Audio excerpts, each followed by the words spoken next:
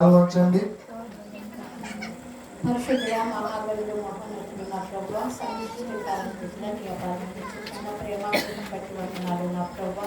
ఇదిగో నేను సాయంత్రం సమయంలో నా ప్రభా నాయన బిడ్డలు దీవులు చేస్తున్నాను పట్టుటం దగ్గర మేము చేరుకుని నా ప్రభా. ఇదిగో నైనా పాటలకు ఆరోగ్యంగా మీరు ఉన్నారు నా ప్రభా. నీ కుమారుడు వడిగుతుండగా నా ప్రభా మంచి నేను పరిపాలించినట్టు నీ కృప చూపించండి.